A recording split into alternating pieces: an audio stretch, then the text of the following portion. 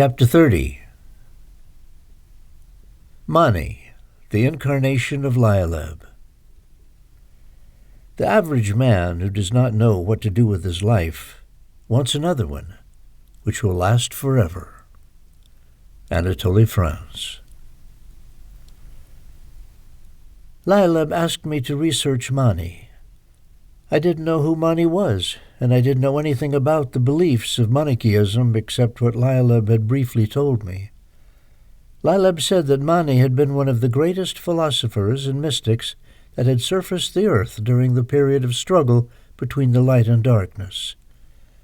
I went to the scanning place to learn more, and the more I read, the more I began to realize that I was becoming a woman with an educated mind, and I wanted to absorb as much knowledge as I could. I wondered why I always think about being a woman, considering that I don't even have a human body anymore. Lialeb explained to me that in most of my previous lives I had been a woman, and that whatever masculine reincarnation experiences I had during my past had, for the most part, turned out to be very unpleasant. All this is not easy to understand, nor is it easy to assimilate, especially for someone like me. I had never believed in any of these things before. Darkness has given me a new opportunity, and I am more excited than I can ever remember, because now I am a better educated person, and I like it. I love the name that darkness gave me, Myra, the Princess of Darkness. In the past I never dreamed of being a princess, as my dreams were always more conventional. I will not forget that my goal still was to become a good mother, and I wanted to be Michael's mother. However, now I find it empowering to think that the destiny of humanity depends on one card, and therefore that destiny is in my hands. Lialeb walked into the room where I was and asked, "How are you, Myra?" "I'm still shocked, but I feel terrific," I answered. "During our last meeting you wanted to know about my reincarnations. I'm going to tell you now about one of my most important ones," Lialeb said. "Then which one is it?" I asked. "It is my reincarnation as Mani," Lialeb answered. "That's the reason you wanted me to find out about Mani?" I asked. "That's correct. I want you to understand the importance of Mani and his philosophy in this war between the light and the darkness," Lialeb replied as he inserted a DVD into a big TV screen.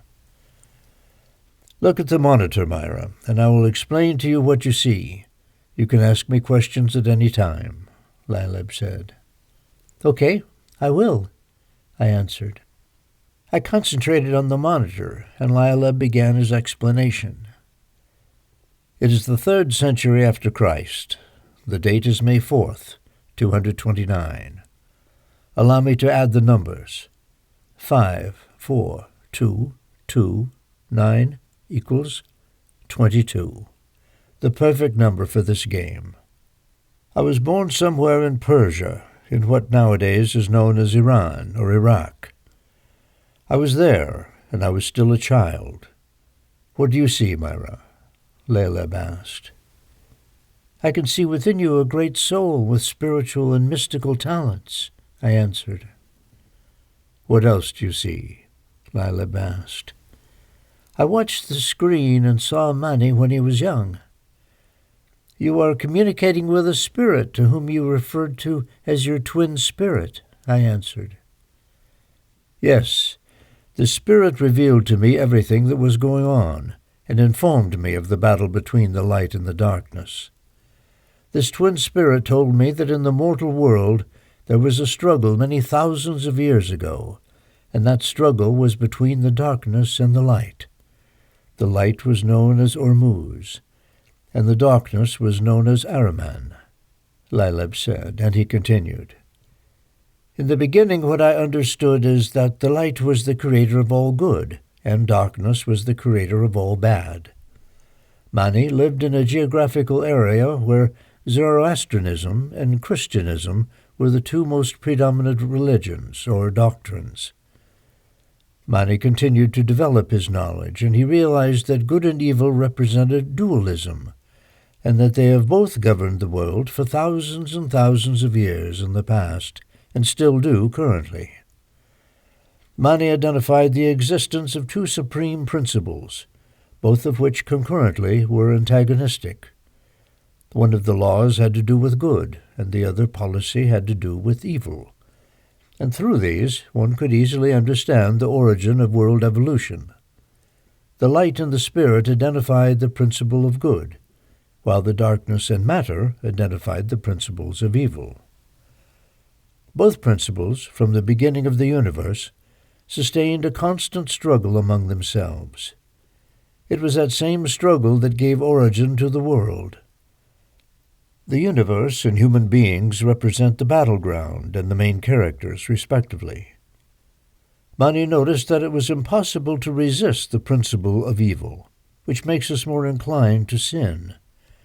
Because of that, the person sinning does not have the final responsibility for the sinful act itself, but only for the sin.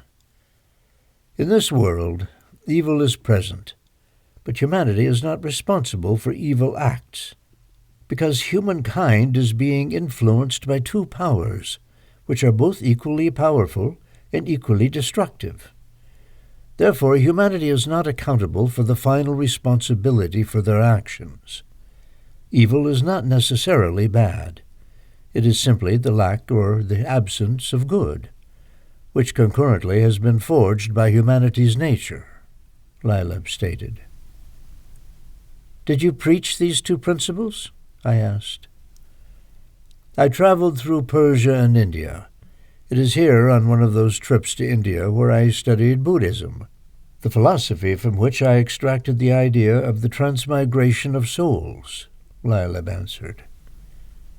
Who were the people who accompanied you? I asked. They were my disciples, and they listened to my teachings, Lileb replied. You said that Jesus was the Son of God, but that Jesus had come to earth to save his soul? Did I understand correctly? I asked. Yes, you did. The human experience contaminated Christ's soul. Remember that when we reincarnate on earth, we are disconnected either from the darkness or from the light. We have flashes about our role in the game, but we are not allowed to remember, Lileb answered. But you already knew that. You are one of the creators, I stated. Yes, I am one of the creators. But when I am on earth, I abide by the same rules as anybody else, Lileb answered. Okay, I said.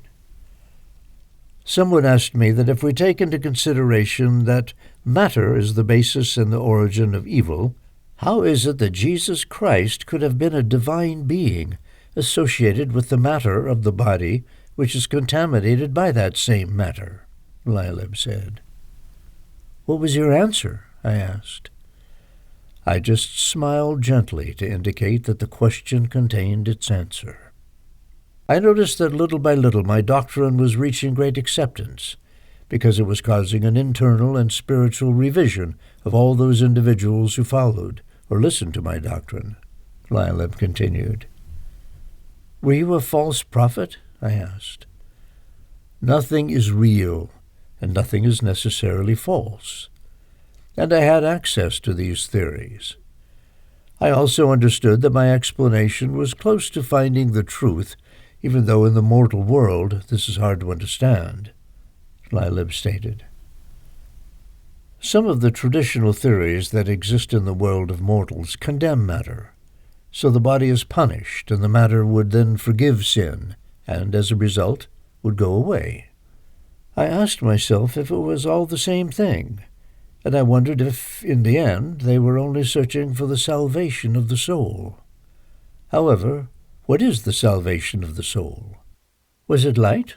Was it darkness? I questioned. Good versus evil, spirit versus matter, soul versus body, the light versus the darkness. Manichaeism was a religion that was seeking to become a rational kind of religion, where there would be no room for the imposition of faith. Manichaeism liberated human beings from having feelings of guilt. When people understand that God is not perfect, instead he is dual, as he is simultaneously the light and the darkness, then humanity becomes free to do as they please. Their understanding is the product of the struggle between good and evil, a struggle for which human beings have no control, Lalib stated. As human beings, we live in a constant struggle between good and evil within ourselves and our bodies. But the body is just temporary and discarded at the end. Why not tell the truth to the people? I asked. This is what darkness tries to do, but the light doesn't want people to know the truth, Lalib answered. What did you consider yourself? I asked. I was following the steps of Jesus Christ.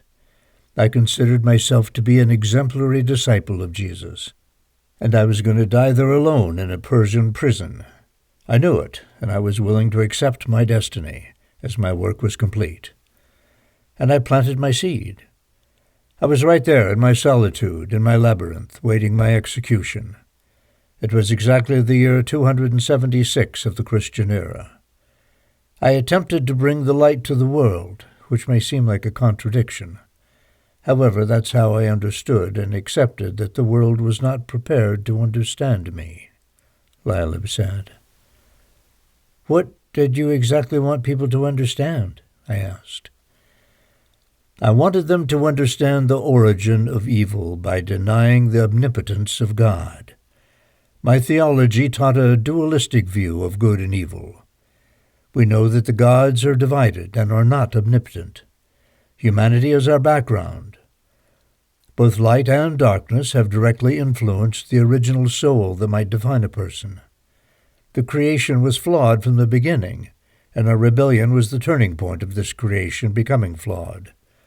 When we created the world, we didn't know how the souls would adapt to the bodies, but they got attached to the material world of darkness, Lalib stated. And how did you explain this to people? I asked. I explained to them that the world's creation took place in different phases, and I wanted them to understand the existence of dualistic cosmology. I wanted to tell them that the struggle between light and the darkness caused the removal of light from Earth. Some of this light has returned to the original light, but much of this light combined into darkness due to the exposure to the material world created on Earth, Lalib answered. What were your main teachings and beliefs? I asked. 3 different phases, or that 3 creations took place, Lalib said. But this is not necessarily true, I added.